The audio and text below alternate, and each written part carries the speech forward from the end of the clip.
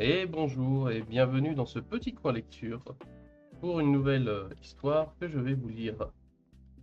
La quête d'Ewilan d'un monde à l'autre de Pierre Bottero, un de mes livres préférés.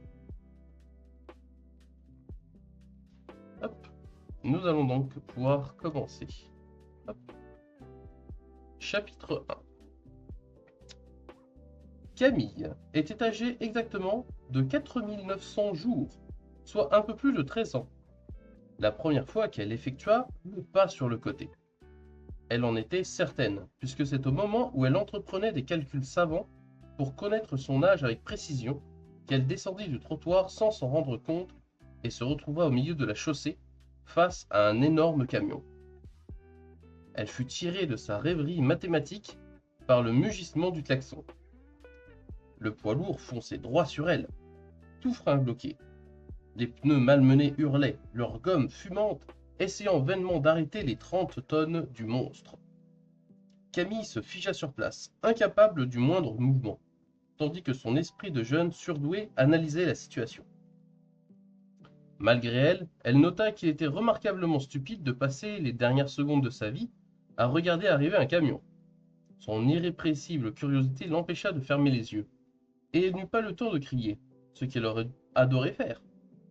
Non, Camille ne cria pas. Elle se prit simplement les pieds dans une racine et tomba de tout son long dans l'herbe, le nez à quelques centimètres d'un superbe bolet. Boletus edulis, remarqua-t-elle à haute voix, car elle était friande de champignons et parlait volontiers le latin.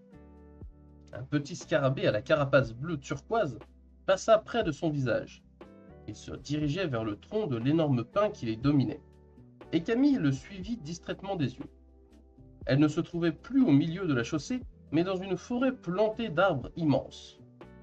C'est alors qu'après un magnifique vol plané, un chevalier en armure s'aplatit à côté d'elle dans un impressionnant bruit de casserole. Camille commença à penser que quelque chose ne tournait pas rond. Elle s'assit tandis qu'à côté d'elle le chevalier se redressait avec difficulté, compte tenu du poids de son armure et du choc qu'il venait d'encaisser. 1000 milliards de morpions fumants, jura-t-il d'une voix de stentor. Il se tourna alors vers Camille sans paraître surpris de sa présence. Veuillez m'excuser, demoiselle. La joie du combat m'a fait oublier mes bonnes manières. T'avouer que les Tzlich, quoique fourbes et répugnants, sont de vaillants adversaires. Mais n'ayez aucune crainte, je maîtrise parfaitement la situation. Camille, abasourdie, s'apprêtait à proférer une question, mais un hurlement suraigu la glaça de terreur et fit bondir le chevalier sur ses pieds. Une silhouette gigantesque se matérialisa devant eux, croisement incertain d'une menthe religieuse géante et d'un lézard, non moins démesuré, qui se serait tenu debout sur ses pattes arrière. Un des avant-bras de l'être hybride, prolongé au-delà de sa main par une lame osseuse à l'aspect redoutable, s'abattit en un meurtrier arc de cercle. Le chevalier para le coup avec son impressionnante hache de combat et sous l'impact recula de 3 bons mètres. La créature le suivit d'une démarche fluide et le frappa d'Orchef. Le chevalier contra à nouveau l'assaut, réussissant cette fois à ne pas faire plus d'un pas en arrière, puis à son tour porta un puissant. Le monstre poussa un cri strident et bondit à l'écart avec une fulgurante rapidité. Il plaqua une main hideusement griffue à la base de son cou. L'acier de la hache y avait ouvert une profonde coupure, qui laissa échapper un épais liquide vert. Le chevalier voulut profiter de son avantage. En poussant un hurlement de guerre, il passa à l'attaque. Le premier coup de la créature le désarma, tandis que le second le fit décoller, le précipitant au milieu d'un roncier à plusieurs mètres de là. Camille grimaça en entendant le fracas de sa chute. Sa grimace s'accentua lorsqu'elle avisa une flaque de sang vert à peu de distance de ses pieds. Le liquide gluant la fascina quelques secondes, le temps qu'elle remarque, juste à côté, une pierre bleue au bout d'une chaîne d'argent. Les mailles et le fermoir étaient ciselés avec finesse, mais c'est la pierre qui retint son attention. Parfaitement sphérique, elle avait un aspect irisé, des reflets mouvants et dégageait une fascinante beauté, en totale opposition avec l'agrafe qui la liait à la chaîne, et qui reproduisait dans ses moindres détails une main hideusement griffue. La hache du chevalier avait arraché le bijou au cou de son porteur. D'un geste complètement irréfléchi, Camille tendit le bras et s'en empara. Puis elle leva la tête. Le monstre, qui s'était désintéressé du combat, d'ailleurs compromis... Oula, attends. Le monstre, qui s'était désintéressé du combat, d'ailleurs compromis faute d'adversaire, la regardait. Camille sentit son sang se figer dans ses veines. La créature, haute de plus de 2 mètres, était drapée d'une étoffe constituée d'anneaux métalliques, entrelacés. Ses yeux immenses, aux pupilles verticales, brillaient d'un éclat sauvage et maléfique, tandis que de sa gueule, au croc acéré, sortait un sifflement inhumain, que Camille comprit pourtant clairement. « Te voilà donc, Ewilan. Nous t'avons longtemps cherché, mes frères et moi, afin d'achever ce qui avait été commencé. Mais tu étais introuvable, et aujourd'hui le hasard nous offre ta mort. » Le monstre bondit en avant avec une effroyable rapidité, et Camille n'eut que le temps d'éviter la vieille dame qui arrivait face à elle sur le trottoir. La femme ne lui accorda pas un regard, beaucoup trop captivée par le spectacle du camion immobilisé au milieu de la chaussée. Une foule de personnes vociférant autour du chauffeur assis par terre, l'air stupéfié. Camille inspira un grand coup. Son cerveau fonctionnait à toute allure, essayant de comprendre un tant soit peu ce qu'elle venait de vivre. La partie rationnelle de son esprit lui criait de tout oublier, ou au moins de considérer comme un malaise passager, accompagné d'hallucinations. Mais voilà, la pierre bleue, toujours serrée dans sa main gauche, l'en empêchait. Fin du chapitre 1. Hop, on recharge. Je vais boire de l'eau à chaque chapitre parce que sinon je ne tiendrai pas le chemin.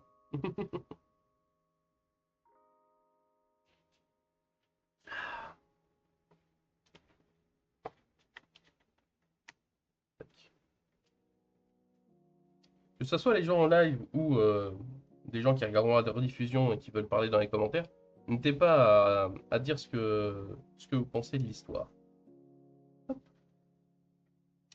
Nous disions donc chapitre 2. Camille, oh Camille, tu es sourde?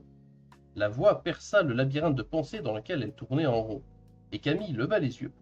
Son interlocuteur était un garçon de son âge et de sa taille.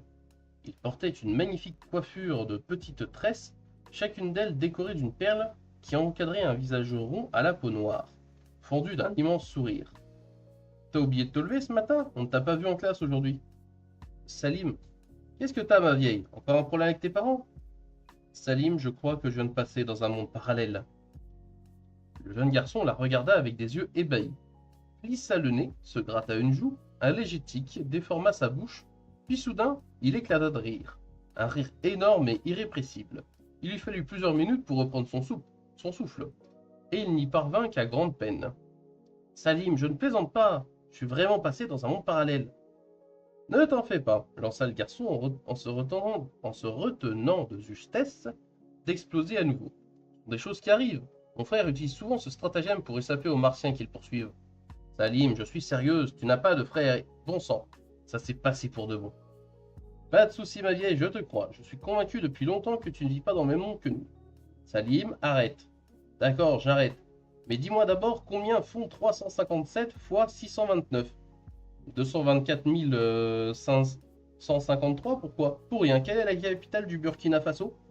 Ouagadougou. Mais qu'est-ce que t'occupes? Qui a un tel téléphone? Graham Bell en 1876. Et un téléphone, c'était quoi juste à cette époque? C'était au départ un transmetteur relié par un circuit électrique. À pile au récepteur placé un peu plus loin, le pavillon acoustique de l'émetteur était muni d'une membrane qui portait en son centre un disque de fer, disposé devant un électroaimant. Le récepteur possédait une membrane identique, posée sur un électroaimant cylindrique et... Stop! Merci! Je voulais juste être sûr que tu n'étais pas devenue folle. Camille croisa les bras, en regardant son amie dans les yeux. Elle sentait toujours la pierre au creux de sa main, mais elle n'avait plus envie de la montrer, pas même à Salim. Elle la fit tourner une dernière fois entre ses doigts et la laissa tomber au fond de la poche de son jean. Ça roule, Salim. Maintenant que tu es rassuré, on se paye une glace? Tac, ma vieille, c'est une idée d'en faire. Salim, je ne suis pas ta vieille. J'ai 4900 jours, c'est-à-dire exactement 4 mois et 18 jours de moins que toi. Et si je te fais cadeau des heures, cela dit, pour être vraiment honnête, je ne garantis pas le résultat à 100%. Tu sais très bien que je ne suis pas certaine de ma date de naissance. Mais Mais quoi qu'il en soit, même si je mets en doute, et je le fais volontiers, ce qu'affirment mes parents, je suis absolument certaine de ne pas avoir plus de 14 ans, compris? Je me dis aussi que pour une vieille, t'es pas mal. Ils continuèrent à se chamailler en s'éloignant le long du fleuve qui miroitait sous le soleil de mai, et atteignirent le parc où ils étaient sûrs de trouver leur marchand de glace favori. Derrière eux, sur l'avenue paralysée, les conducteurs commençaient à descendre de leur véhicule. L'attroupement grossissait autour du chauffeur qui refusait catégoriquement de remonter à bord de son camion. Je vous dis qu'il y avait une fille sur la chaussée, là juste devant moi, et elle a disparu tout d'un coup. Mais Camille et Salim étaient déjà loin. Un peu plus tard, ils se perchèrent sur le dossier d'un banc en bois. Salim tenait une énorme glace à la fraise dans une main, tandis qu'une balle multicolore virevoltait dans l'autre.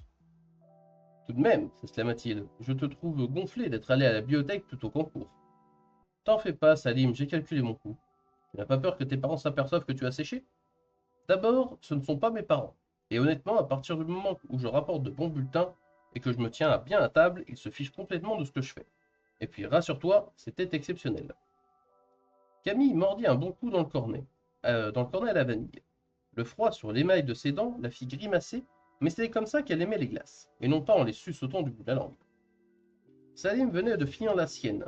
Il descendit du banc et se campa face à Camille. Il sortit 2 balles supplémentaires de son blouson et commença à jongler à 2 mains, d'abord, puis avec une seule. T'as vu, Willan? La classe, non? Lança-t-il. Le soir, je m'entraîne avec 4 balles. Bientôt, je te montrerai ça. Comment tu m'as appelé? Surpris par le ton de sa voix, Salim laissa tomber ses balles. Cool, ma vieille, j'ai sorti ça comme ça, se justifia-t-il en souriant. Pas la peine d'en faire un fromage. Je veux juste que tu répètes ce que tu viens de dire, Salim, ordonna Camille d'un ton tranchant. Tu dois être capable de te souvenir d'un mot que tu viens de prononcer, non? Salim la regarda avec de grands hurons. Elle ne plaisantait pas et la scène offrait un contraste saisissant avec le caractère posé et enjoué qui était habituellement le sien. Ewilan, je t'ai appelé Ewilan. J'ai sans doute piqué ça dans un film ou dans une BD. Mais si ça te fait cet effet-là, c'est sûr que je ne recommencerai pas. Camille l'observa quelques secondes. Les paroles menaçantes du monstre résonnaient encore à ses oreilles. Il l'avait appelé ainsi, Ewilan. Pourquoi? Pourquoi Salim avait-il employé ce nom, juste après qu'il avait été prononcé par cette créature? Camille se passa la main dans les cheveux. Excuse-moi, je me suis un peu énervé, je ne sais pas ce qui m'a pris. Salim faillit hasarder une plaisanterie, mais devant la mine déconfite de son ami, il renonça. Je crois qu'il faudrait mieux que je rentre, avoua Camille. Je n'ai pas envie de me prendre un savon en arrivant en retard. Les deux amis se dirigèrent vers le portillon donnant sur l'avenue. Assis sur le dossier d'un banc, 5 adolescents les toisèrent alors qu'ils passaient devant eux. Il y a un mot que je vais peut-être pas prononcer. Comment je fais maintenant? Euh, ouais, ce mot-là, ouais. Bon, on va faire comme ça, hein. Oh, le N-word, c'est quoi cette coiffure de fille? Celui qui avait parlé était un grand échalas vêtu d'un pantalon trop large de 3 tailles et d'un t-shirt informe. Les autres éclatèrent d'un rire mauvais. Salim les ignora, alors que Camille, outrée, ralentissait. Son ami la prit par le bras pour l'inciter à avancer plus vite. Elle résista.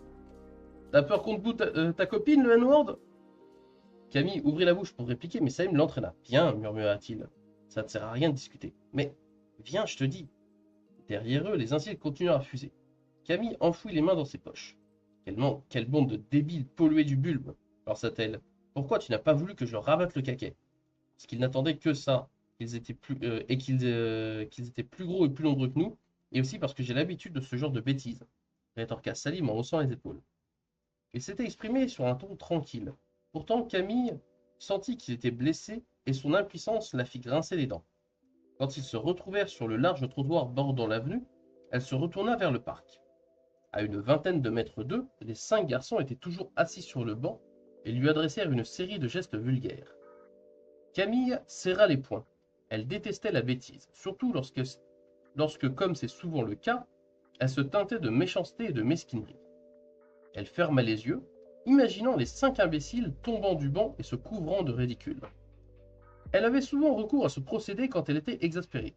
De nombreux profs s'étaient ainsi, à leur insu, retrouvés placés dans des situations loufoques ou embarrassantes au gré de ces coups de colère. Elle imaginait une multitude de détails qui la faisaient jubiler et peignait un tableau intérieur d'une rare précision, qui la libérait et lui permettait de retrouver rapidement le sourire. Cette fois-ci, elle se surpassa. L'image mentale qu'elle dressa était d'une telle véracité qu'elle faillit éclater de rire. À côté d'elle, Salim sursauta. Camille ouvrit les yeux. Le banc où se tenaient les 5 garçons venait de basculer, les projetant dans l'herbe dans un délicieux enchevêtrement de jambes et de bras. Il y a une justice dans ce monde, jubila Salim. Tu as vu ce tas de nouilles? Camille ne répondit pas. Elle était vaguement inquiète, comme si la situation recelait un danger potentiel. C'est vraiment génial, continua Salim. On dirait 5 grosses bouses de vache. Camille sourit. La joie de son ami était contagieuse. Elle lui tapota cependant l'épaule. C'est bon, Salim, on y va maintenant. Ils vont pas se rouler par terre toute la soirée juste pour te faire rigoler. En effet, les garçons se relevaient lentement, l'air davantage meurtri qu'ils n'auraient dû l'être après une chute somme toute bénigne.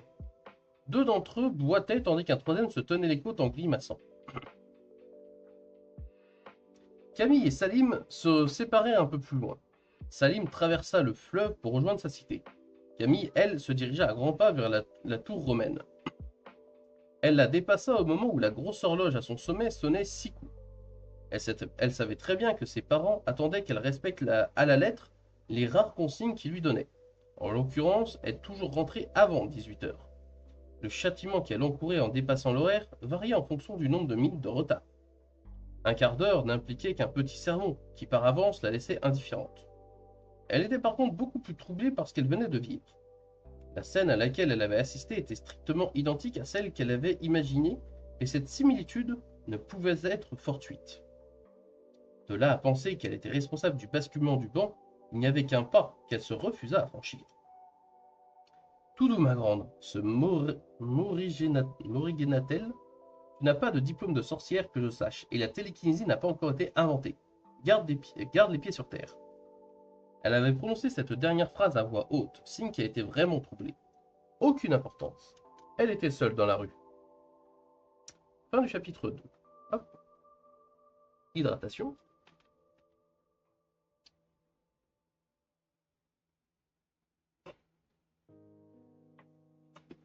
Ah.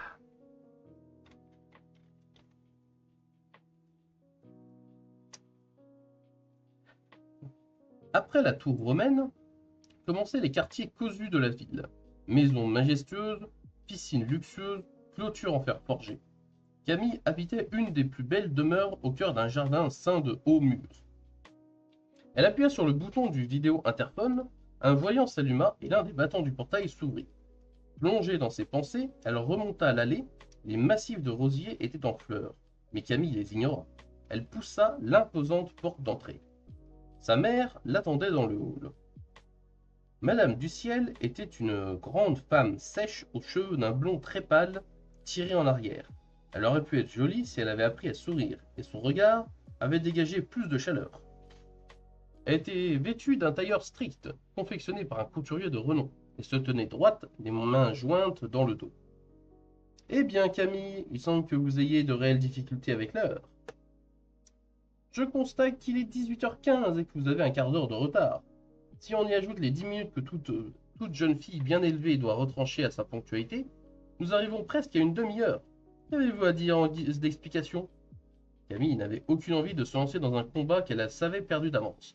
Elle préférait une fois de plus faire le dos rond. Rien, madame, si ce n'est que je suis désolé.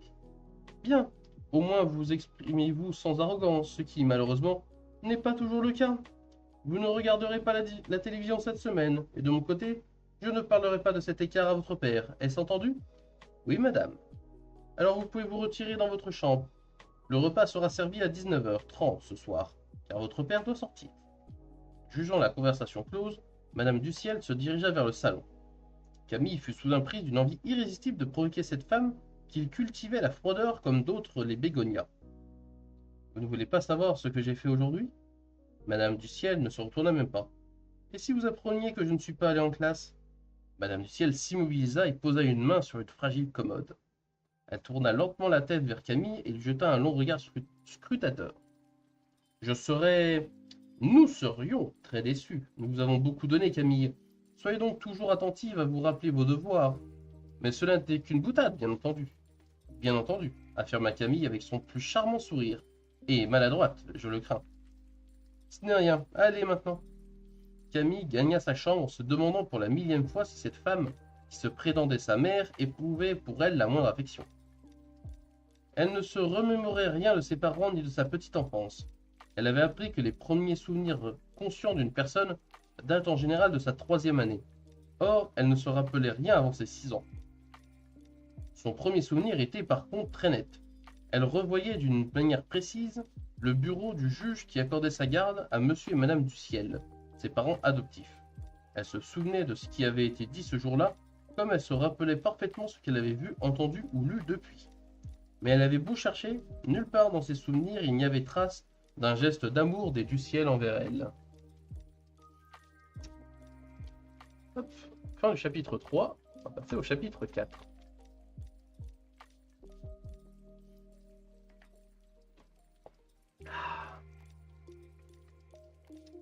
Chapitre 4. Salim, lui, ne fut pas réprimandé pour son retard. À vrai dire, chez lui, on ne remarqua même pas son retour et personne ne se serait inquiété s'il n'était pas rentré de la nuit. Il habitait dans une cité HLM, séparée du quartier chic où vivait Camille par la largeur du fleuve. Elle aurait pu être éloignée d'un demi-continent tant la différence était saisissante. Les façades de la cité et les peintres étaient régulièrement ravalées par les différentes municipalités, soucieuses du paraître. Il ne s'agissait pas qu'on accuse la petite ville de province riche de tant de monuments historiques d'être gangrénée par une banlieue à problème. À l'intérieur, c'était une toute autre histoire. Salim avait toujours vécu au Peintre, rue Picasso, au 11e étage d'une tour à l'ascenseur régulièrement hors service. Il partageait avec sa mère, ses 5 sœurs et 2 de ses cousins un appartement de 70 mètres carrés, aux murs si fins que la douche que prenaient leurs voisins avant de partir sur le chantier le réveillait à 5 heures chaque matin. Salim, depuis qu'il était petit, rêvait d'évasion. Il était doué d'une étonnante souplesse et d'une tonicité exceptionnelle, qui aurait fait de merveilles dans un club de gym, s'il y en avait eu au Peintre. Il était dynamique, agile et endurant, mais il avait conscience que ses qualités ne lui permettraient pas de fuir sa cité, et que s'il voulait arriver à quelque chose dans sa vie, il lui faudrait beaucoup de courage, de travail et de chance. Il était courageux, travailleur, et sa chance, il l'avait eue en rencontrant Camille. Elle n'aurait pas dû se retrouver dans le même collège que lui. Les rares enfants de Nanty qui vivaient sur le plateau de la Tour romaine étaient inscrits dans de coûteux établissements privés. Le collège du coin étant jugé trop mal famé par leur famille et ouvrant des perspectives scolaires insuffisantes. Seuls les parents de Camille l'avaient inscrite là. Preuve, selon Salim, qu'il ne lui prêtait qu'une intention de façade et n'envisageait pas de se compliquer la vie avec elle. Salim essayait tant bien que mal de tracer son chemin en classe. C'était une tâche que sa famille, pour qui la réussite scolaire était secondaire, compliquait singulièrement. Il avait découvert Camille en rentrant au collège, 3 ans plus tôt. Rien a priori ne la distinguait des autres élèves, même vêtements, même affaires, même démarche. Mais il sentit aussitôt qu'elle était différente. Elle était jolie, très jolie, avec d'immenses yeux violets, beaux à vous faire tourner la tête. Mais il y avait autre chose. Cette impression fut confirmée dès le premier cours. Leur prof de maths, un homme entre 2 âges, l'air un peu désabusé, entreprit de tester leurs connaissances, et pour la majorité des élèves, ce fut chose accomplie en quelques minutes. Salim tint le coup un peu plus longtemps, mais avec Camille, le prof tomba sur un os. Elle résolut les premiers exercices avec une telle facilité qu'une petite lumière de plaisir étonné s'alluma dans l'œil de l'enseignant. Il corsa ses questions, tendit des pièges. Camille répliqua avec la même aisance. La classe commença à s'agiter, le prof fronça le sourcil. Il passa au programme de 3e, ce qui ne sembla pas gêner sa nouvelle élève. Et si la lumière brillait toujours dans l'œil du prof, elle se teinta d'agacement. Des questions datant de ses souvenirs de fac, auxquelles Camille répondit sans coup férir, lui donnèrent à penser que le phénomène qui lui faisait face était peut-être meilleur que lui en maths. La sonnerie de fin de cours lui enleva la douloureuse possibilité de vérifier cette hypothèse.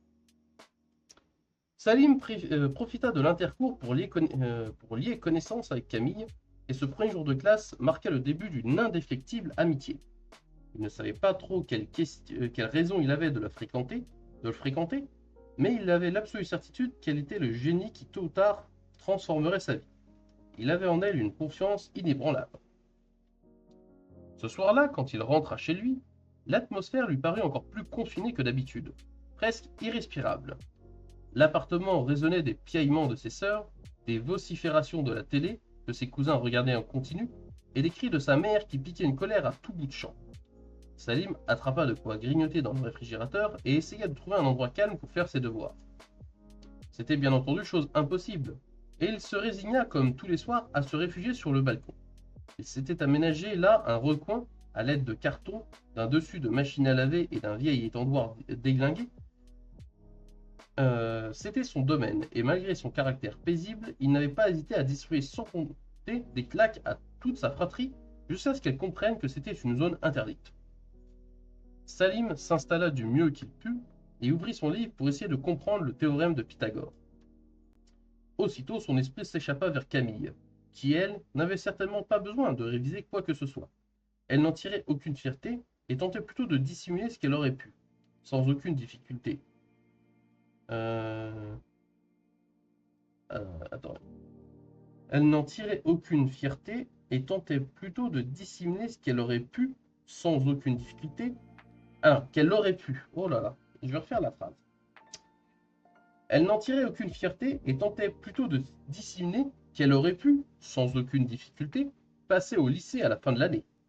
Salim avait mis du temps à la comprendre. Mais pourquoi tu ne leur dis pas que tu sais déjà tout? S'était-il un jour étonné. D'abord, je ne sais pas tout, et puis qu'est-ce que ça m'apporterait? Je ne sais pas, moi, la célébrité. Bof, tu te souviens en sixième?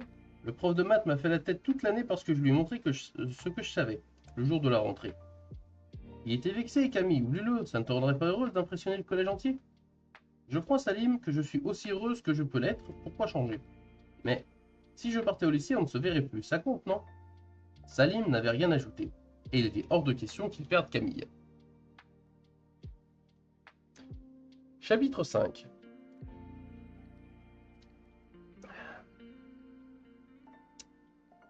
Camille, en effet, ne révisait pas, elle étudiait. Après un rapide repas pris avec ses parents dans un silence presque complet, car son père était préoccupé, elle s'était réfugiée au premier étage dans la bibliothèque. La bibliothèque est l'âme d'une maison. Tous les gens de bonne naissance le savent. Il aurait donc été inconcevable aux yeux des du ciel qu'une demeure comme la leur ne comprenne pas une telle pièce. Les hôtes de marque et les maîtres des lieux se retirent après le repas pour fumer un cigare et boire un verre de cognac. Mais une fois la maison achetée, la pièce dédiée, les Duciel s'étaient aperçus qu'ils n'avaient strictement rien à y ranger. Monsieur Duciel avait résolu le problème en acquérant aux enchères l'intégralité de la bibliothèque d'un vieux marquis écrasé de dettes. Il avait fait installer les livres dans de beaux rayonnages en bois, de noyer, et plus personne ne les avait ouverts. Lorsque Camille avait émis le désir de les consulter, Monsieur Duciel avait hésité pour la forme avant d'accepter. N'ayant aucune idée de ce qu'il avait acheté, il était persuadé que sa fille adoptive avait déniché quelques ouvrages pour la jeunesse, qu'elle déchiffrait avec peine. Il avait longuement sermonné sur la valeur des livres, le respect qu'on leur devait, puis s'était à son habitude désintéressé d'elle et de ses activités. Lové dans un profond fauteuil en cuir, Camille, comme Salim, s'intéressait à Pythagore. Là s'arrêtait la similitude. Camille n'avait aucune difficulté à utiliser le théorème. Curieuse de nature, elle voulait en savoir plus sur le mathématicien, celui qui avait révolutionné la géométrie. Elle fut étonnée d'apprendre que les renseignements sur sa vie étaient rares mais alléchants. Elle avait commencé sa recherche le matin même à la bibliothèque municipale, mais insatisfaite la poursuivait chez elle.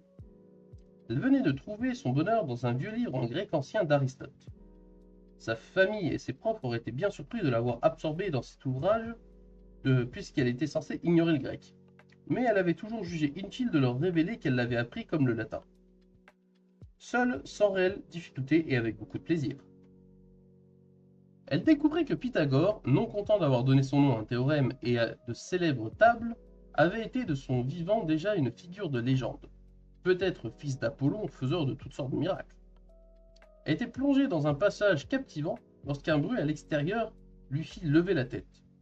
Elle écouta attentivement quelques secondes, puis reprit sa lecture. Un instant plus tard, le bruit, une sorte de chuintement ponctué de légers cliquetis, retentit à nouveau. Doucement, elle se leva et se dirigea vers la fenêtre.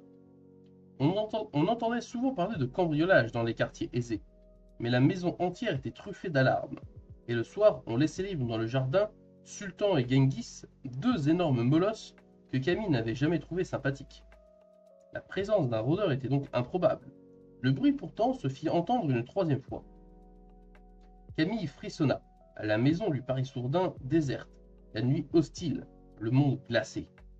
Il lui fallut un effort de volonté pour s'approcher de la vitre. Sous la lumière de la lune, les massifs d'ornements, entretenus avec méticulosité, se découpaient en taches sombres, sur le fond plus clair de la pelouse, descendant en pente douce jusqu'à la piscine. Plus loin, la pinède soigneusement reconstituée formait un écran impénétrable entre la maison et la rue. Camille baissa les yeux, au moment précis où son regard découvrait une forme noire tapie au pied du mur. Une tentacule jaillit vers elle à une vitesse ahurissante.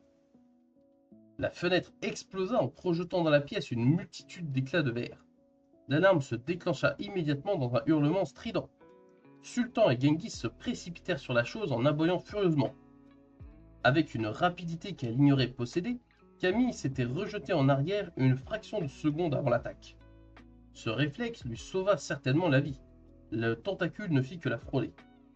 Elle ressentit pourtant une vive brûlure, et le sang se mit à couler sur son visage. Un éclat de verre avait dû lui entailler la joue. Camille resta un instant pétrifiée, trop choquée pour réagir. Si la chose avait renouvelé son attaque, elle n'aurait eu aucune difficulté à l'atteindre. Mais l'appendice meurtrier s'était rétracté, et du jardin montaient des grognements agressifs des molosses déchaînés. En maudissant son irrépressible curiosité, Camille s'approcha de nouveau de la fenêtre. Un frisson glacé traversa son corps. Tout à son combat contre les deux chiens, la créature s'était écartée du mur et apparaissait distinctement à la lumière de la lune et des étoiles. C'était une monstrueuse araignée, haute de 3 mètres, haute de près d'1 mètre, à la gueule encadrée de 2 très longues tentacules semblables à des fouets. Elle les projetait vers les molosses qui tournoyaient autour d'elle en essayant de les happer. L'araignée rompit soudain le combat et se précipita à toute vitesse vers le fond du jardin. L'un des chiens se lança à sa poursuite, mais son compagnon étant manifestement blessé, il renonça au bout de quelques mètres. Le jardin s'illumina vivement et des cris de pas résonnèrent dans l'escalier. Madame du Ciel ouvrit la porte de la bibliothèque à la volée. « Juste ciel, Camille, qu'avez-vous fait ?»« Encore. Qu'avez-vous encore fait ?» Chapitre 6.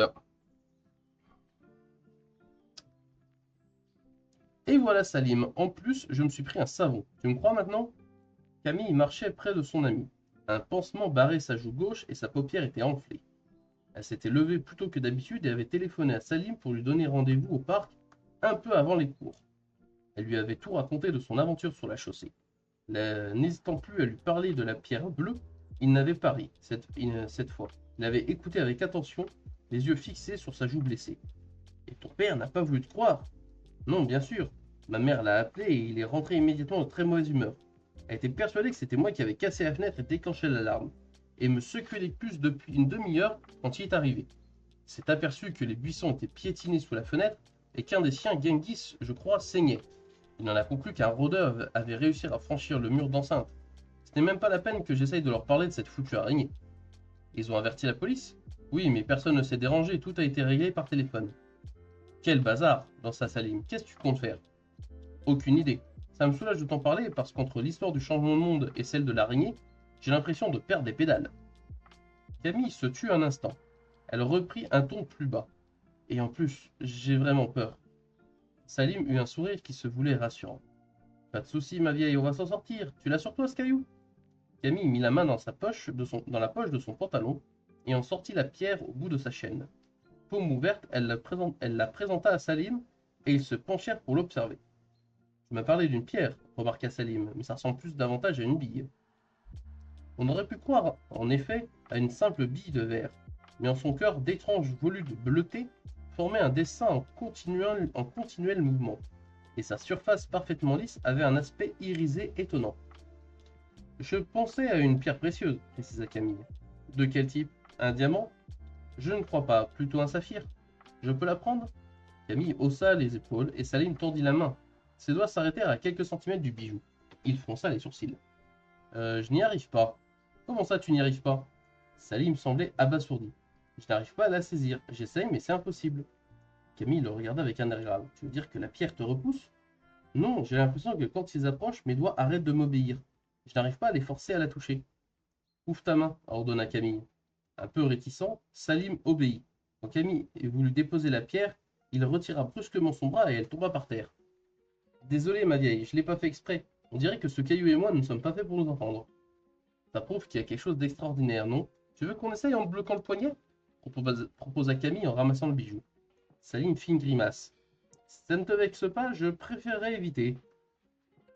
Camille remit la pierre dans sa poche, non sans l'avoir auparavant observée attentivement. L'agrafe qui la liait à la chaîne lui rappelait les griffes du monstre qu'il avait attaqué. Mais elle ne parvenait pas à la trouver repoussante. Au contraire, quel mystère dissimulait ces insolites volutes bleues. Ils prirent le chemin du collège en silence, l'esprit occupé par un saphir étrange et une monstrueuse araignée. À l'entrée de l'établissement, ils contournèrent prudemment un groupe d'élèves de troisième qui parlaient fort et s'agitaient. Éviter les ennuis et ceux qui les provoquaient était devenu une seconde nature. Et ils réussirent sans trop de difficultés. Ils gagnèrent la salle de français et s'installèrent. Leur professeur, une jeune femme, entra à son tour.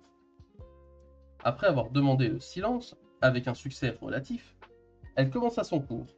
Le texte du jour était une poésie de Jacques Prévert, Campre. Des photocopies furent distribuées, et tandis que mademoiselle Nicolas évoquait la tendresse et l'anticonformisme qui se dégageaient du texte, elle s'apprêtait à lire. Camille se renversa en arrière sur sa chaise et ferma à demi les yeux. Elle se tenait une nouvelle fois en porte-à-faux par rapport à l'école. Elle était dévorée par l'envie d'apprendre, de comprendre, de savoir, et les profs la laissaient sur sa faim. Elle avait vite saisi qu'il ne tenait pas spécialement à avoir en face d'eux une fille surdouée, aux connaissances vastes et à l'esprit vif. Pour la plupart, l'élève idéal n'était pas un élève intelligent, mais un élève travailleur, calme et obéissant. Elle se savait incapable d'entrer dans ce moule, mais s'efforçait de faire semblant qu'elle maîtrisait bien son rôle. Et si parfois elle s'abandonnait à un éclat de brillance, la plupart du temps les profs pensaient avoir affaire à une élève douée mais dans la norme. Camille sourit. Elle appréciait Prévert et qu'elle ait déjà lu une bonne partie de son œuvre n'enlevait rien au plaisir qu'elle avait à le rencontrer. Ce jour-là, elle aurait simplement aimé que la classe soit plus calme afin de savourer le poème en toute quiétude. Elle avait de l'estime pour sa prof de français et regrettait que la nature du collège ne lui laisse pas la possibilité de mieux gérer ses cours. Mademoiselle Nicolas, pour motiver ses élèves, essayait de leur faire mettre en correspondance l'image du cancre décrit par Prévert et la réalité de l'école devant le peu de succès de son idée. Et la réalité de l'école. Devant le peu de succès de son idée, elle décida de lire le texte à haute voix. Dès les premiers vers, Camille fut happée par la magie de la poésie. Elle adorait entendre lire, surtout avec autant de qualité et de cœur. Elle se prit à imaginer le cancre au but, aux moqueries des autres enfants, à la mesquinerie de l'enseignant et sa formidable réponse. Et malgré les menaces du maître, sous les huées des enfants prodiges, avec des craies de toutes les couleurs sur le tableau noir du malheur, il dessine le visage du bonheur. La scène que Camille se représentait avec netteté prit tout d'un coup dans son esprit une dimension nouvelle. Le moindre détail, la moindre teinte était perceptible, parfaitement distincte, comme chaque fois qu'elle imaginait quelque chose. Mais cette fois-ci, cela allait plus loin. Une porte mystérieuse s'était ouverte. Le tableau, les couleurs et les personnages lui appartenaient. Elle tendit son esprit, ajouta une touche de rouge imaginaire, modifia légèrement une courbe. À côté d'elle, Salim fit un bond, quelqu'un poussa un cri et le professeur cessa de lire. Camille ouvrit les yeux. Là, c'était en effervescence. Et en suivant le regard de Salim, elle comprit. Derrière mademoiselle Nicolas, le tableau était entièrement couvert de couleurs vives, formant une image certes abstraite, mais au sens clair, le bonheur. Tu es sûr que c'était toi? Lui demanda Salim. Ils étaient en récréation. L'incident avait créé un événement au collège, d'autant que le tableau était recouvert non de craie, mais d'une sorte de peinture qui adhérait parfaitement à sa surface. La deuxième heure de cours n'avait pu être assurée par les professeurs de français qui avaient quitté le collège et les élèves s'étaient retrouvés dans la cour. J'en suis certaine. J'ai eu la même impression qu'hier au parc. J'ai imaginé la scène, ou plutôt je l'ai modifiée dans ma tête. Mais on fait tous ça? Non, il y a une différence. Là, j'en ai eu conscience. À un moment, j'ai basculé dans une dimension où j'ai imaginé exactement ce qu'il y avait sur le tableau. Et quand j'ai ouvert les yeux, Ça alors, ma vieille, à côté de toi, les X-Men sont des vieillards gâteux. Salim, je n'ai pas envie de rire. Qu'est-ce que je vais faire? C'est simple, si on était dans un film, tu apprendrais à maîtriser ton pouvoir et tu l'utiliserais pour régler son compte à l'araignée cosmique. Salim, on n'est pas dans un film, je suis dans les ennuis jusqu'au cou. Le sourire de Salim, qui n'était que façade, s'effaça. C'était vraiment toi qui as peint le tableau sans t'en rendre compte, tu dois maintenant chercher à savoir si tu peux le faire volontairement. D'accord, mais comment? C'est toi la magicienne, pas moi. Moi, quand je pense à quelque chose, il ne se passe rien. Toi, visiblement, tu fonctionnes autrement. Essaye de m'expliquer, ça t'aidera peut-être. C'est compliqué, Salim. J'imagine une scène, et tout d'un coup, elle m'apparaît avec la netteté d'une chose réelle. Et ce n'est pas tout. Je peux la modifier, comme je veux. Retoucher un trait, foncer une couleur, gommer un détail, en renforcer un autre. En fait, c'est comme si je dessinais. Et pour faire ça, tu bascules dans un autre monde. Oui, c'est ce que j'ai ressenti. Mais ce n'est pas un monde comme tu l'entends. C'est dans ma tête que ça se passe. Salim prit un air dubitatif. Je ne comprends rien, mais je continue à penser que tu dois essayer de le refaire. Tu n'as pas d'autres idées? Non, mais comme a dit le gendre de ma grand-mère en passant le nez du requin blanc qui était en train de le bouffer, il vaut mieux une idée bizarre que pas d'idée du tout. Camille eut un demi-sourire. Heureusement que Salim était là. Avec lui, les problèmes n'étaient jamais graves. Elle réfléchit un instant à ce qu'il venait de lui proposer et dut admettre qu'il y ait peut-être un début de solution à ses ennuis. Elle s'assit sur le rebord d'une des plates-bandes de la cour et se passa la main dans les cheveux. Salim la regardait les bras croisés. Ok, je vais essayer, finit-elle par dire. Et tu, et tu vas nous dessiner quoi cette fois?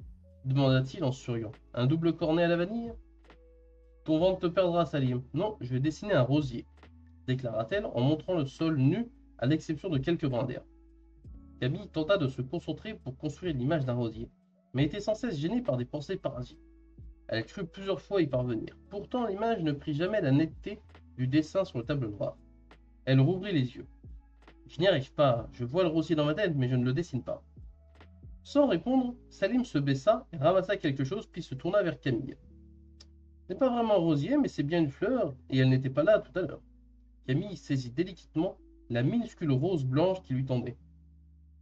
Heureusement que je n'ai pas essayé de dessiner une glace, répliqua-t-elle avec un pauvre sourire. Tu m'aurais trouvé mesquine.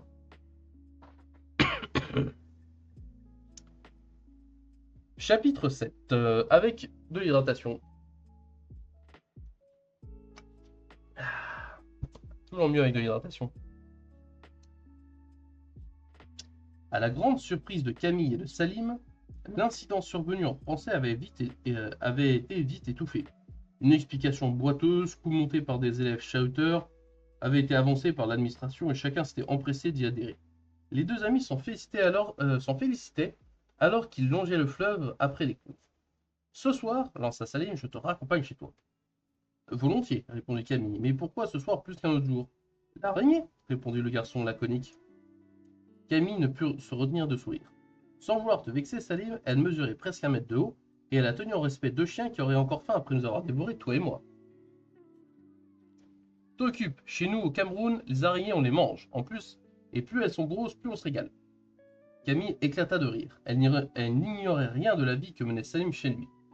Elle était au courant du balcon, du bruit, de l'absence d'affection qui valait presque celle dont elle faisait les frais, et elle était émerveillée de sa manière toujours positive de prendre les choses. Ça roule, Salim, avec un garde du corps comme toi, les araignées n'ont qu'à bien se tenir. Salim venait rarement dans le quartier de Camille.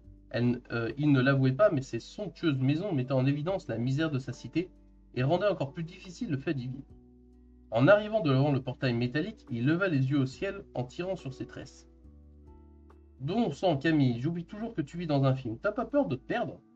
Très drôle, Salim. Bon, allez, à demain. Merci de m'avoir accompagné. Y a pas de quoi, ma vieille, à demain. Camille appuya sur le bouton du vidéo-interphone pendant que Salim s'écartait de la caméra de surveillance. Ils savaient tous les deux qu'il valait mieux ne pas que la famille du ciel ne le voie pas, même si Camille aurait payé cher pour découvrir la tête de ses parents adoptifs devant la dégaine de son ami. Salim regarda le portail se refermer derrière Camille.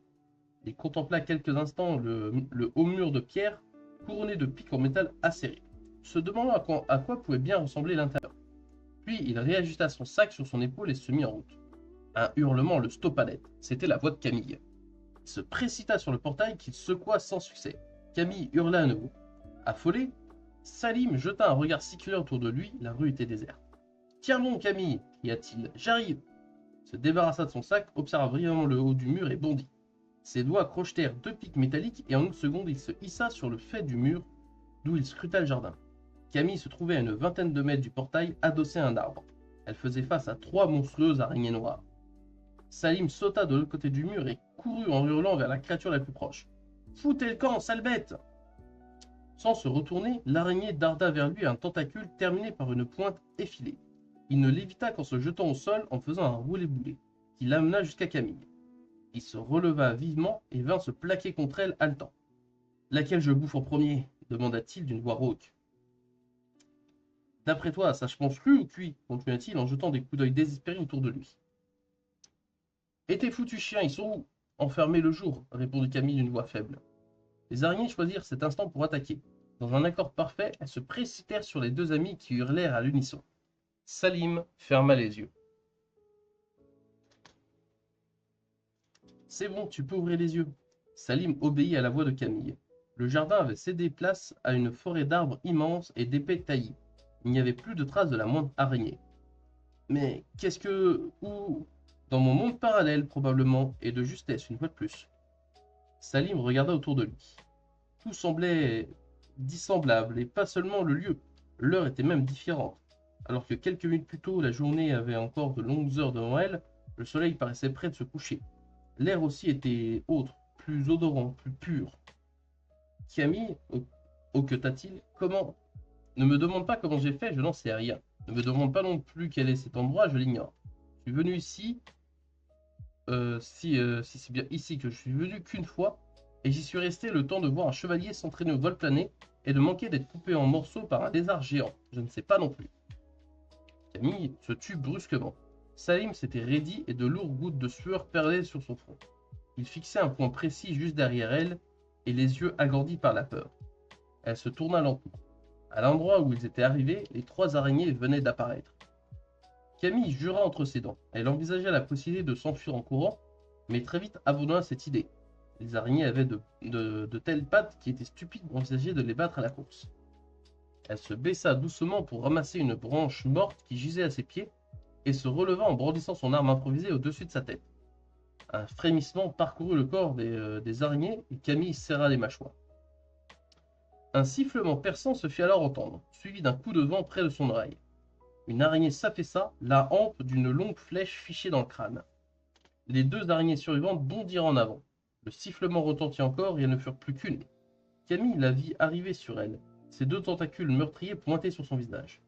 Elle couvrit la bouche pour un inutile hurlement, mais fut soudain projetée à terre par Salim qui avait plongé sur elle. Le garçon fut le plus prompt à se remettre debout. Il se campa face à l'araignée qui bondit sur lui. Alors qu'un homme de haute taille s'interposa, une lame d'acier étincela et la créature s'écroula. Salim poussa un long soupir et s'accroupit près de Camille. L'homme qui alors avait sauvé la vie repoussa l'araignée du pied, puis s'assura que les 2 autres étaient bien morts. Immobiles, les monstres étaient encore impressionnants. Ils possédaient 8 pattes, mais là s'arrêtait toute véritable ressemblance avec des araignées.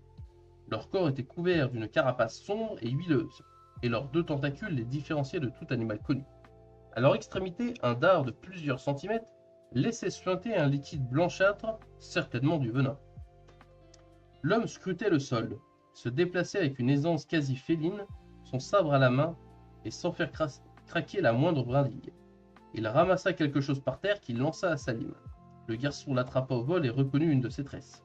« Désolé, » fit l'homme avec un sourire, « elle était sur la trajectoire de ma première flèche. » Il essuya soigneusement sa lame avant de la ranger dans son fourreau et se tourna vers les 2 amis qui le dévisageaient muets de stupéfaction. « Je serais curieux d'apprendre les raisons de votre présence ici et ce que de jeunes gens comme vous ont à voir avec des marcheurs. Et ce n'est pas le moment idéal pour en parler. Nous devons d'abord nous éloigner. Les cadavres de ces créatures vont attirer des charognards qui ne crachent pas sur la viande fraîche. » Il parlait de la voix posée de celui qui a l'habitude d'être obéi. Il récupéra les flèches qu'il avait tirées et les examina attentivement. Il en jeta une qu'il devait juger trop abîmée et nettoya l'autre avec une poignée d'herbe avant de la replacer dans le carquois qu'il portait à la ceinture. « Je m'appelle Edwin, reprit-il, suivez-moi. » Salim regarda Camille. Il n'appréciait pas le ton autoritaire d'Edwin. « Tu peux nous faire rentrer chez nous » murmura-t-il. Elle fit une petite grimace. Pas que je sache, désolé. Salim eut un haussement d'épaule fataliste. Alors je suppose que nous avons intérêt à le suivre. Cette forêt est jolie, mais je ne suis pas sûr d'apprécier les bestioles qui y gambadent. Camille opina de la tête et ils rejoignirent le guerrier qui, quelques mètres plus loin, ramassait un étrange sac de fourrure d'où pointaient 3 bâtons terminés chacun par un bouquet de plumes. On peut dire que vous avez eu de la chance que je passe par là. Les marcheurs sont redoutables. Les aiguillons de leurs tentacules sont empoisonnés. Pour ne rien gâcher, ils font le pas sur le côté. Qu'est-ce que... commença Camille. Mais Edwin s'était déjà mis en route à grands pas. Elle dut remiser ses questions. Ils marchèrent une bonne heure en silence. La forêt n'était pas très touffue, mais s'y déplacer au rythme imposé par Edwin rendait impossible une conversation suivie. Les arbres les écrasaient de leur masse, et plusieurs fois ils sursautèrent alors qu'une bête sauvage prenait la fuite sur leur passage. Au détour d'un hallier épais, ils aperçurent une magnifique créature chevaline à la tête couronnée de bois impressionnant qui paissait l'herbe drue. L'animal tourna calmement la tête vers eux, les regarda un instant et s'enfonça dans le sous-bois en ne manifestant aucune crainte. Tu as vu ce que j'ai vu chuchota Camille. Salim hocha la tête, les yeux écarquillés. On dirait, ajouta-t-elle, nous venons de rencontrer le roi des cerfs en personne. Cerfs de 3 mètres de haut. Nous ne sommes plus chez nous, Salim. Il nous risquons bien d'autres surprises de ce genre. La nuit tombait, et la forêt, dans l'obscurité naissante, devenait inquiétante. Leur guide ne tarda pas d'ailleurs à faire halte dans une clairière dont le centre était occupé par un rocher haut comme 2 hommes. Recouvert d'un lichen grisâtre, il posa son sac à terre. Allumez le feu pendant que je place mes alarmes. Camille et Salim se regardèrent une fois de plus avec étonnement, tandis qu'Edwin tirait de son sac les 3 bâtons emplumés, et il s'éloignait vers la lisière des arbres. Je suppose, dit Salim, que nous pouvons commencer par ramasser du bois. Ils ramassèrent rapidement un fagot conséquent. Tu as des allumettes, toi s'inquiéta Camille. Non, il n'est pas de briquet. Il commence à m'énerver celui-là, ragea-t-elle, tout sauveur qu'il soit. Il nous fait marcher 1 heure sans dire un mot et ne donne aucune explication. Et il nous demande d'allumer un feu comme si on passait notre temps à ça. Du calme, ma vieille, se moqua Salim. Un feu sans allumette n'est rien à côté de ce que nous venons de vivre. Camille sourit. Tu as raison, ce qui me fait penser que mes parents doivent commencer à s'inquiéter. Qu'est-ce que je vais leur raconter en rentrant? Salim pencha la tête d'un air surpris et s'approcha d'elle. Parce que maintenant tu peux nous faire rentrer? À vrai dire, je n'en sais rien, admit-elle. Mais comme ça a déjà fonctionné 3 fois... Ah, notre héros est de retour. Edwin s'approcha d'eux et considéra le tas de bois avec un air navré. La nuit va arriver et le froid avec. Pourquoi n'avez-vous pas allumé le feu? Camille explosa. Parce qu'un feu sans allumette est aussi facile à allumer qu'un éclat d'intelligence dans le regard d'une vache. Voilà pourquoi. Ah, le sang des figés, s'emporta Edwin, et je ne sais pas de quoi tu parles, et si tu continues à employer ce ton, tu vas finir avec les fesses cuisantes. Camille ouvrit la bouche, puis se ravisa et se renfrogna. À côté d'elle, Salim pouffa. Il n'aurait peut-être pas dû, car Edwin le remarqua. Toi, au lieu de ricaner bêtement, va chercher du bois, pas des brindilles. J'ai dit que le froid allait tomber, on ne fait pas un pique-nique d'agrément. Salim sursauta et après une brève hésitation obtempéra. Edwin se tourna alors vers le fagot posé près du rocher et parut se concentrer. Camille le regarda soudain très attentive. Il lui semblait discerner quelque chose de familier. Elle se concentra à son tour et elle comprit. Edwin était en train de dessiner. Il était immobile, n'esquissait aucun geste, tout se déroulait dans son esprit. Mais elle percevait clairement ce qu'il faisait. Il imaginait une flambée de bois et tentait de le rendre réel sa création, ce qui était loin d'être facile. Camille apprécia la finesse du dessin en remarquant toutefois la faiblesse de certains traits. Dans son souvenir, les 2 dessins qu'elle avait tracés étaient beaucoup plus précis et réalistes. Le bois commença à fumer et Edwin poussa un petit grognement. Il peinait manifestement, presque malgré elle, il peinait manifestement. Presque malgré elle, Camille tendit son esprit vers le dessin, et en une fraction de seconde, les couleurs prirent de la netteté, les détails se précisèrent et le dessin devint réalité. Le tas de bois s'embrassa tout d'un coup. Edwin se recula pour ne pas se brûler aux flammes qui montaient hautes et claires. Il se tourna vers Camille et plantant son regard dans le sien. Assieds-toi, finit-il par dire, tu as beaucoup de choses à me raconter. Fin du chapitre 8.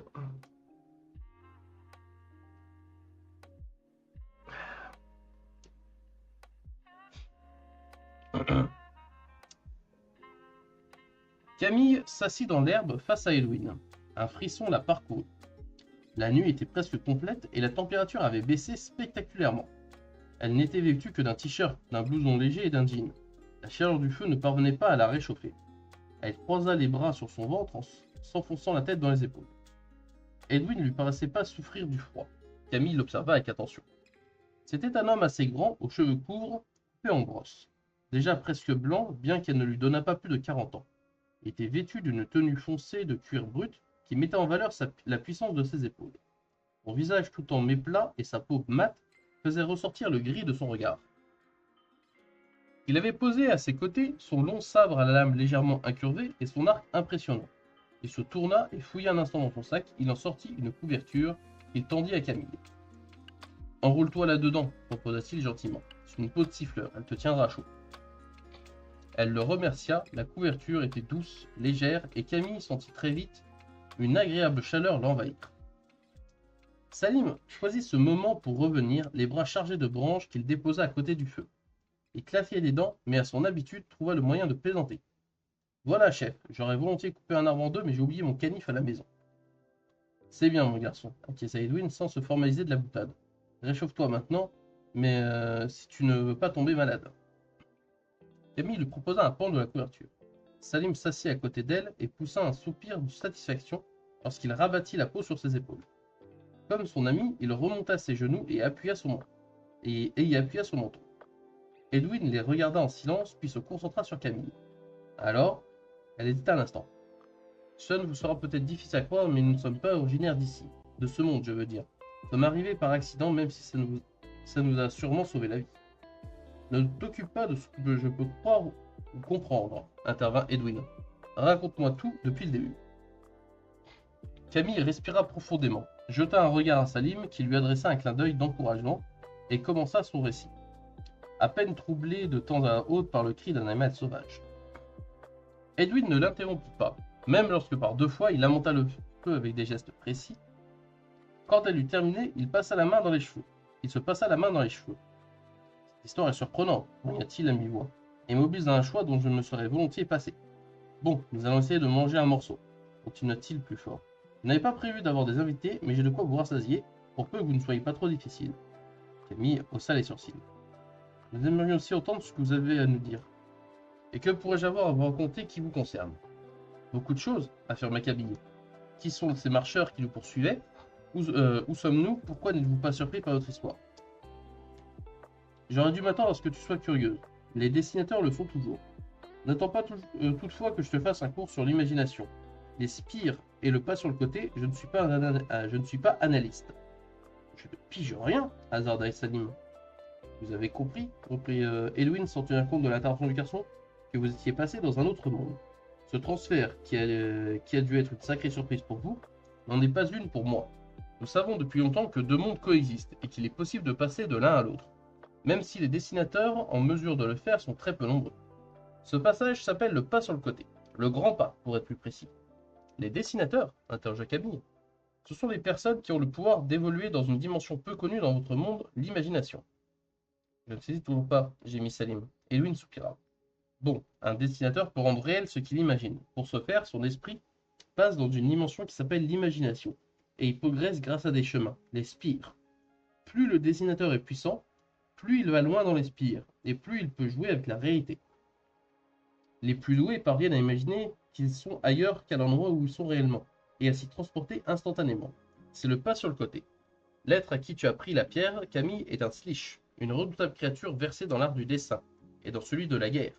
Il est heureusement incapable de passer d'un monde à l'autre, bien qu'il puisse parfois faire de petits pas sur le côté. Un petit pas est similaire à un grand, sauf qu'il s'exécute dans le même monde, et qu'il est plus facile à réaliser. C'est certainement le slish qui a envoyé les marcheurs à tes trousses pour récupérer son bien. La pierre? S'étonna Camille.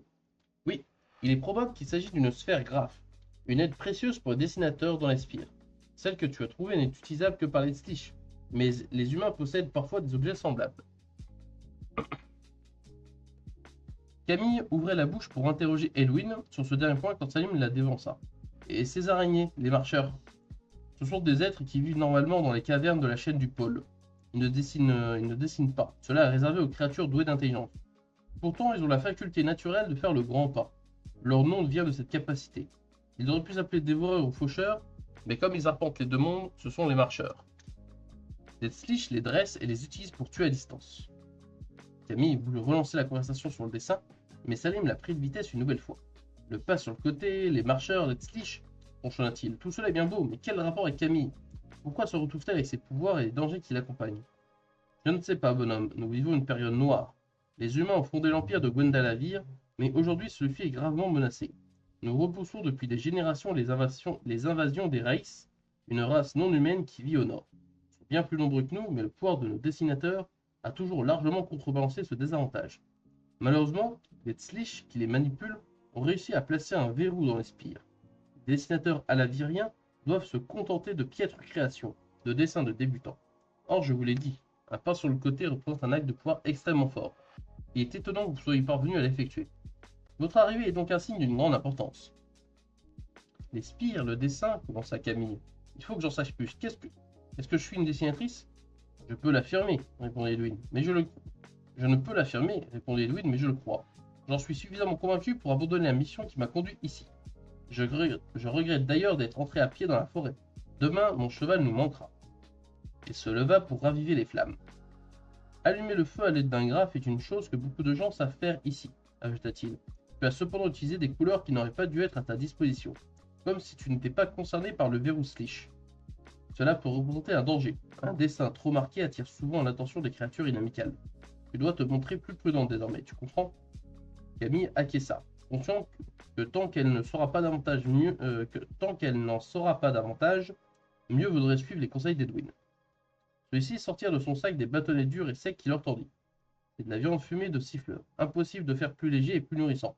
Mais honnêtement, c'est mauvais. À vous de voir. Sachez toutefois que demain, un long chemin nous attend. Il faudra être en forme. Les bâtonnets avaient vraiment un goût exécrable. Camille renonça vite au sien, mais Salim s'évertua à finir sa part. Nous vous en sommes reconnaissants de nous avoir sauvé la vie, lança-t-il entre deux bouchées. Vous ne pourriez pas nous renvoyer chez nous? Je ne sais pas dessiner à ce niveau et j'ignore comment fonctionne le grand pas. De plus, comme je vous l'ai expliqué, un tel dessin est en ce moment impossible.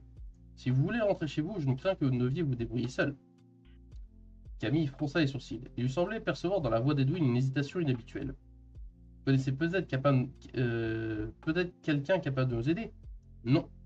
La réponse était sèche et définitive. Edwin s'allongea dans l'herbe, son sabre à portée de main, et leur tourna le dos, signifiant qu'il n'était plus le temps de parler. Personnellement, que je sois ici ou au peintre, ça ne change pas grand-chose, remarqua Salim. D'autant que je dois être en train de rêver. En tout cas, si je suis vraiment ici, personne ne remarquera que je ne suis pas rentré. Par contre, ça risque de chauffer pour toi, non? Je crois que nous sommes vraiment ici, observa Camille en souriant. Et pour répondre à ta question, ça chauffera certainement à mon tour. Mais comme je n'y peux rien, je ne vais pas me faire une entorse au cerveau avec ça. Sage décision, ma vieille, pardon. Camille regarda leur guide dont la respiration était devenue régulière. Il dort? Proposa-t-elle à son ami. Salim approuva, et ils s'allongèrent, se recouvrant au mieux de la couverture prêtée par Edwin. Le feu baissa peu à peu et une multitude d'étoiles se révélèrent dans le ciel parfaitement dégagé. Camille laissa dériver ses pensées au gré de ce qu'elle venait d'apprendre. Elle avait l'impression que sa vie était un puzzle immense dont toutes les pièces étaient mélangées. Impossible d'avoir une idée de son dessin final. À côté d'elle, Salim souriait. Les yeux grands ouverts, il n'aurait cédé sa place pour rien au monde. Edwin non plus ne l'en met pas, mais bien habile aurait été celui capable de lire ses pensées. Hydratation.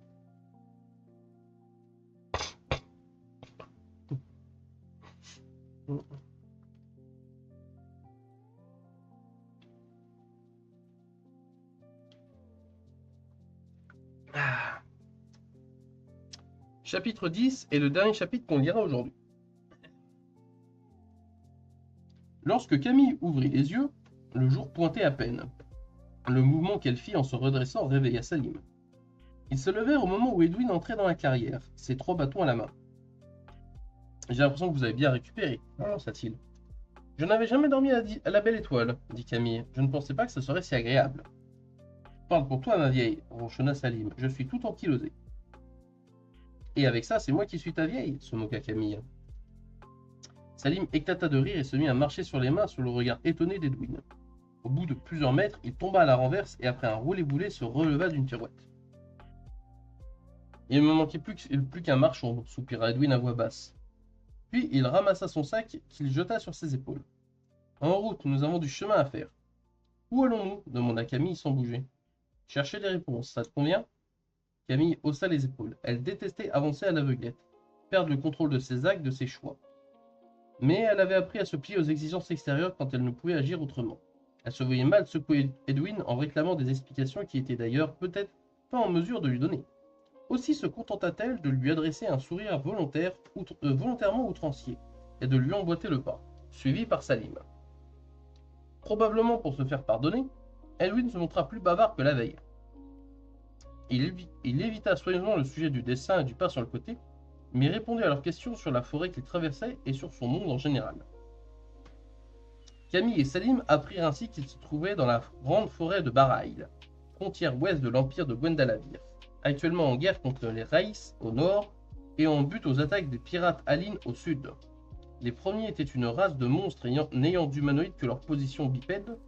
Ils vivaient de l'autre côté de la chaîne du pôle, dans les royaumes que peu d'hommes avaient explorés. Les seconds, des humains, pillaient l'Empire dès qu'ils le pouvaient.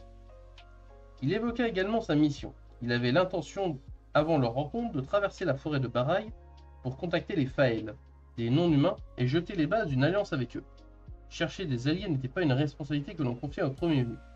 Edwin semblait si préoccupé par le sort de l'Empire et en parlait avec une telle conviction qu'on se doutait qu'il détenait une position importante en son sein. Il avait toutefois décidé de rebrousser chemin pour les guider, et Camille se demanda ce qui rendait leur arrivée aussi essentielle à ses yeux. Certes, elle avait fait un grand pas, mais c'était si fortuit. Ils observèrent une pause au milieu de la matinée, près d'un ruisseau qui coulait paresseusement entre les arbres. Vous pouvez voir, annonça Edwin, l'eau est potable. Les deux amis se désaltérèrent et en profitèrent pour étendre un moment leurs jambes lasses. Vous ne marchez donc jamais dans votre monde, ironisa gentiment Edwin. Nous utilisons des voitures et des trains, des avions, répliqua Salim vexé. C'est plus rapide et moins fatigant. Je vois, jeta Edwin. Notre monde ne vous intéresse pas, s'étonna Camille. J'ai lu des descriptions de voyageurs qui l'ont parcouru, mais pour être honnête, non, il ne m'intéresse pas vraiment. J'ai assez de travail et de surprises dans le mien. Salim se leva et s'étira. Nous allons marcher encore longtemps? Nous sommes proches de la lisière de la forêt. Si tout se passe bien, ce soir nous dormirons dans des lits. Et où nous conduisez-vous demanda Salim. À la capitale de l'Empire? Edwin eut un rictus moqueur. Alger est à des centaines de kilomètres d'ici, mon garçon. Les lits dont je parle sont dans une auberge d'Alvor, une ville importante de la région. Camille se leva à son tour. Quand je rentrerai chez moi, mes parents me découperont certainement en tranches avant de me faire frire. Mais je dois avouer qu'en attendant, j'ai l'impression de vivre un rêve sacrément agréable. Elle donna une tape sur le bras de son ami. Pas vrai, mon vieux? Un immense sourire illumina le visage de Salim. Tu l'as dit, ma vieille, en route. Edwin, du menton, désignait l'est, lorsque soudain il s'immobilisa. Ses traits se durcirent et il laissa son sac glisser à terre. Il posa une main sur la poignée de son sabre, qui dépassait de son épaule, et se tourna vers Camille. Derrière moi, vite, je sens quelque chose. Tu as dû laisser traîner une part de ton esprit dans l'imagination et ça les a attirés. Camille eut un air effrayé et regarda autour d'elle. Au même moment, la sphère grave dans sa poche se mit à tressauter. Qu'est-ce que... Sors des spires, je te dis, bon sang, c'est vrai, tu... Il y eut un bruissement dans l'herbe, de l'autre côté du ruisseau, et Edwin se tut. Drapé dans sa tenue de maille argentée, un Slich les regardait du haut de ses 2 mètres. Salim frissonna en le découvrant. Jamais dans ses pires cauchemars il n'avait imaginé pareil monstre. Le sabre d'Edwin chointa en sortant du fourreau. Le Slich franchit le ruisseau d'une fluide enjambée et se campa face à eux, ses lames osseuses croisées devant lui. Camille avait eu l'occasion de constater la rapidité et la violence des Slich. Elle se crispa s'attendant à un assaut sanglant. Pourtant, Edwin prit la parole d'une voix basse et calme. « Me reconnais-tu, Slich ?» Il tenait sa lame en garde basse, les 2 mains sur la poignée, et Salim qui avait jugulé sa peur, le trouva presque aussi impressionnant que le Slich. La créature s'inclina imperceptiblement et les mots jaillirent de sa gueule au mandibule acéré. « Toucheux de ma race te connaissent, Edwin Tilhilan. Alors pourquoi ton pas sur le côté t'a-t-il conduit ici? Je viens chercher mon bien, siffla le Slich. La sphère graphe.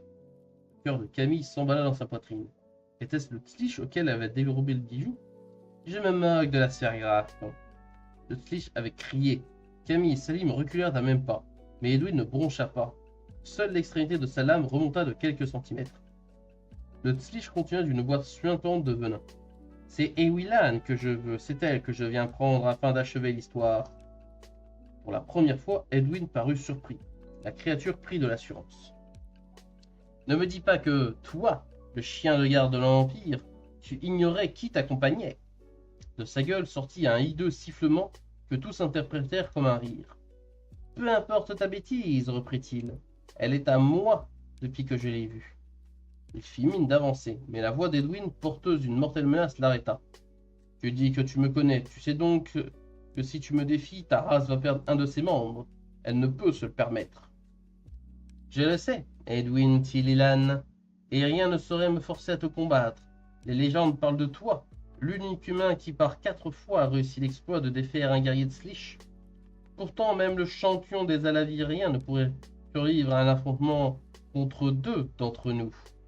L'air se troubla une fraction de seconde et un second Slish apparut à côté du premier. Edwin Tililan m'accorderas-tu de ce que je suis venu chercher ou tenteras-tu de bouleverser les légendes? Edwin resta immobile, sa lame dirigée vers le premier Slish, ses yeux fixés sur lui. Quand il parla, ce n'était pas au monstre qu'il s'adressait. Camille, ou qui que tu sois, prends les 3 bâtons dans mon sac et plante-les derrière moi. Ce sont des alames de Merwin. Quelle que soit l'issue du combat, elles vous donneront 10 minutes d'avance. Mais fais-moi confiance, je n'ai pas dit mon dernier mot et je me débrouillerai pour vous rattraper. Camille ne dessine pas. Tiens-toi le plus loin possible des spires où ils te retrouveront. En silence, Camille saisit les 3 bâtons. Ils étaient polis par l'usage. Les plumes colorées qui les couronnaient retenues par un mince lacet de cuir. Elle les planta de le sol et eut la brève impression qu'ils commençaient à bourdonner sourdement. Edwin semblait retenir les Slish par la seule force de son regard. « Courez maintenant !» hurla-t-il soudain. Sabre décrivit une courbe fulgurante et un Slish vacilla une seconde avant de se ressaisir. À hauteur de son abdomen, la tunique de maille était déchirée et une vilaine plaie laissait s'écouler un épais sang vert. « Courez, j'ai dit !» Ils tournèrent les talons au moment où les Slish se jetaient sur Edwin. Du coin de l'œil, Selim le vit parer la première attaque, son arme dressant devant lui une véritable barrière d'acier. Puis il ne songea plus qu'à fuir. Fin du chapitre 10, et je vais m'arrêter là pour préserver l'organe qui s'appelle une gorge. Je vais donc vous remercier tous, ceux qui sont actuellement dans le live, et ceux qui regarderont cette rediffusion. Je vous souhaite de passer une bonne journée et de prendre soin de vous. Bonne soirée, au revoir.